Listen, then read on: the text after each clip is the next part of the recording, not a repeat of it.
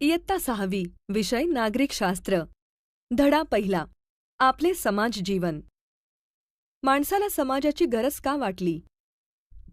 पूर्वी माणूस भटक्या अवस्थेमध्ये राहत होता. त्याला कुटुंब, समाज या गोष्टींचे ज्ञान नव्हते.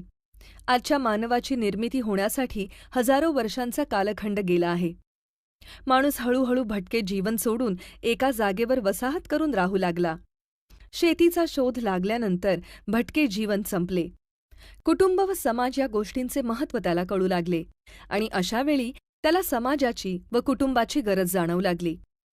तुम्हाला माहीतच आहे की आपण जेव्हा आपल्या मित्रांबरोबर किंवा कुटुंबासोबत असतो तेव्हा जास्त आनंदी असतो, कारण त्यांच्या सहवासात आपल्याला प्रेम मिळतं, आपल्याला जास्त सुरक्षित वाटतं, मनमोकळेपणा मिळतो. हे माणसाने ओळखले आणि तो संघटित होऊन राहू लागला. पण एकत्र राहत असताना जर कोणी कसेही वागले तर चालेल का? कोणीही कुणालाही काहीही बोलले, कुठेही अस्वच्छता केली, कोणालाही मारहाण केली तर आपण जास्त दिवस एकत्र राहू शकतो का? नाही, असे वागलो तर आपल्यात सारखी भांडणे होतील. अगदी बरोबर. म्हणूनच माणसांचे दैनंदिन जीवन आणि व्यवहार सुरळीत चालण्यासाठी माणसाला नियमांची गरज भासली. मग त्याने समाजात आनंदाने एकत्रित राहण्यासाठी स्वतःला काही नियम घालून घेतले. त्यातूनच रूढी, परंपरा आणि नीतिमूल्ये यांचा जन्म झाला. रूढी परंपरा म्हणजे काय? काही गोष्टी आपण अगदी पूर्वीपासून जशा आहेत तशाच करतो. उदाहरणार्थ, पहा, दिवाळीत दिवे लावतो, होळीला होळीची पूजा करतो, गुढीपाडव्याला गुढी उभारतो, हो ना? हे आपण का करतो? कारण या सर्व गोष्टी आपले पूर्वज करीत आले आहेत आणि त्यांनी जशा प्रथा पाळल्या तशाच आपणही पाळतो. यालाच रूढी परंपरा असे म्हणतात. तर अशा प्रकारे समाजात चांगले व आनंदी जीवन जगता यावे म्हणून काही रूढी, परंपरा, नीतिमूल्ये आणि नियम अस्तित्वात आले. त्यामुळे माणसांचे जीवन अधिक सुकर व स्थिर झाले. माणसातील समाजशीलता.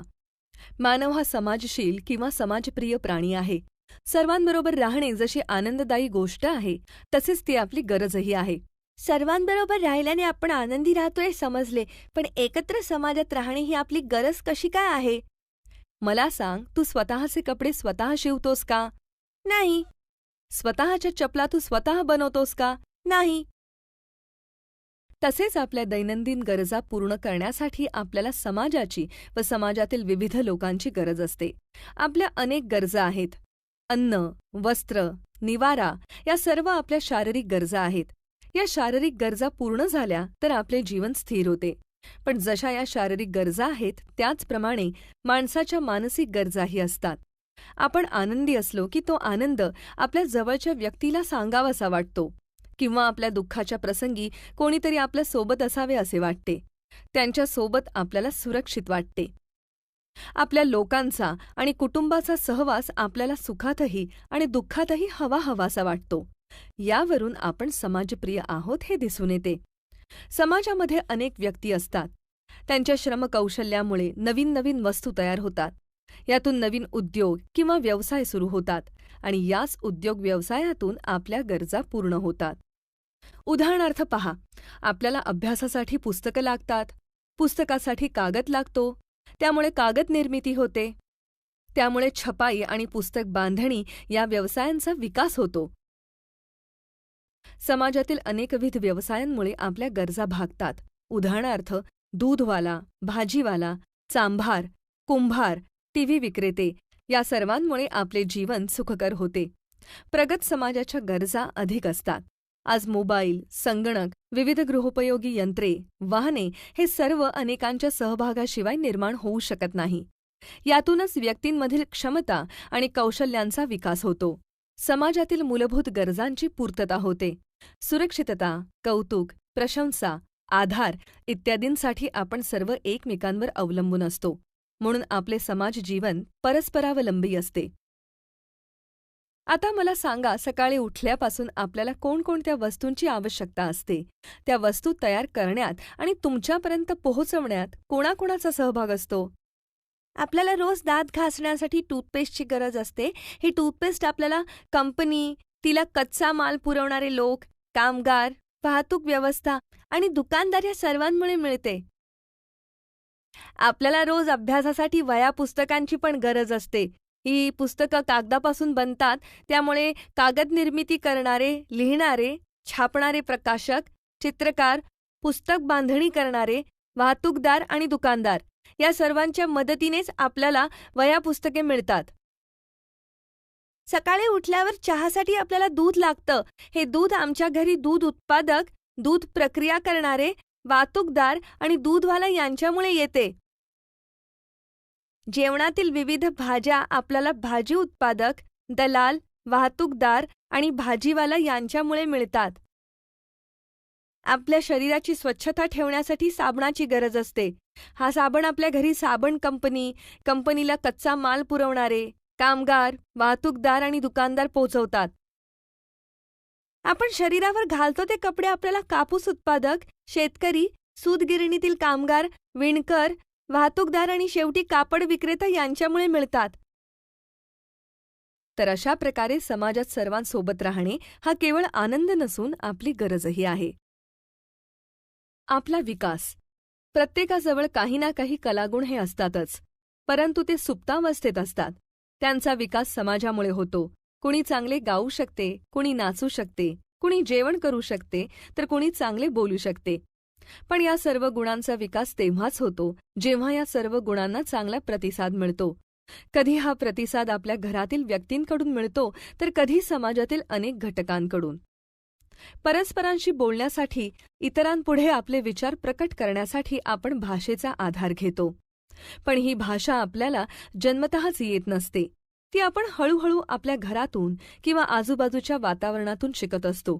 सुरुवातीला आपल्या घरामध्ये जी बोलीभाषा बोलली जाते तीच आपण आत्मसात करतो आणि नंतर वेगवेगळ्या भाषांचे आपल्याला ज्ञान होते. जर आपले शेजारी किंवा आपले मित्रमंडळी वेगळी भाषा बोलत असतील तर त्याही भाषेचा आपल्याला परिचय होतो. शाळेमध्ये हिंदी, इंग्रजी, संस्कृत यासारख्या भाषा शिकवल्या जातात. काही शाळांमध्ये तर फ्रेंच भाषाही शिकवली जाते.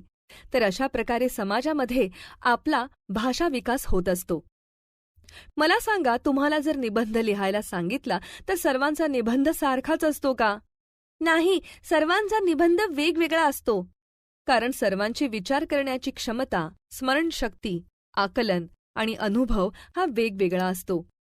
पण असे जरी असले तरीही त्या सर्वांना त्यांच्या क्षमता प्रकट करण्यासाठी लागणारा समाज हा एकच असतो.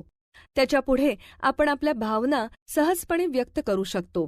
म्हणूनच या समाजामुळे आपल्या भावनिक क्षमता व विचारशक्तीचा विकास होतो. माणसातील कलागुणांचा विकासही समाजामुळे होतो. गायिका लता मंगेशकर, शास्त्रज्ञ अब्दुल कलाम, नट अमिताभ बच्चन, समाजकार्य करणारे अण्णा हजारे, क्रिकेटपटू सचिन तेंडुलकर या सर्वांना समाजाचे तसेच त्यांच्या कुटुंबाचे प्रोत्साहन मिळाले. म्हणूनच या व्यक्ती एवढ्या मोठ्या झाल्या. त्यांच्या यशात त्यांना मिळणारे प्रोत्साहन तितकेच महत्त्वाचे आहे. समाज म्हणजे काय? व्यक्ती हा समाजाचा मूलभूत घटक असतो. मानवाने अस्तित्वाच्या सुरक्षेसाठी समूहात राहायला सुरुवात केली. त्यातून समाज आणि सामाजिक जीवन अस्तित्वात आले. सर्व स्त्री पुरुष, प्रौढ, वृद्ध, लहान मुले मुली, आपली कुटुंबे हे समाजाचे घटक आहेत. आपल्या कुटुंबाप्रमाणेच समाजात विविध गट, संस्था, संघटना असतात. जसे कलाकार, सामाजिक कार्यकर्ते, लोकप्रतिनिधी, शासकीय संस्था, पतसंस्था, नोकरी देणाऱ्या संस्था, सामाजिक, शासकीय संघटना इत्यादी. या सर्व लोकांमधील परस्पर संबंध, परस्पर व्यवहार, त्यांच्यातील देवाणघेवाण या सर्वांचा समावेश समाजात होतो. माणसांच्या झुंडी किंवा गर्दी म्हणजे समाज नाही, तर काही समान उद्दिष्टे साधण्यासाठी लोक जेव्हा एकत्र येतात तेव्हा त्यांचा समाज बनतो. गावामध्ये पाण्याची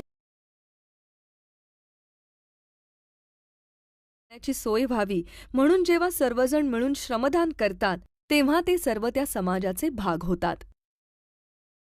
अन्न, वस्त्र, निवारा, सुरक्षितता यासारख्या गरजा भागवण्यासाठी समाजात शेती, व्यापार, उद्योग, शिक्षण अशा अनेक क्षेत्रात कायमस्वरूपी व्यवस्था निर्माण करावी लागते. अशा व्यवस्थांशिवाय दैनंदिन व्यवहार होऊ शकत नाहीत. समाजाचे अस्तित्व टिकून राहण्यासाठी व्यवस्था आवश्यक आहे. उदाहरणार्थ अन्नाची गरज पूर्ण करण्यासाठी शेती करणे आवश्यक आहे. शेतातील धान्य शेतकरी पिकवतो, पण त्याने पिकवलेले अन्न आपल्या सर्वांपर्यंत पोहोचण्यासाठी विविध संस्था काम करत असतात.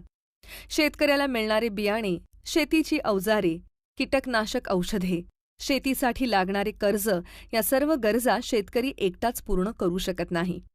त्यासाठी त्याला विविध संस्थांची मदत घ्यावी लागते.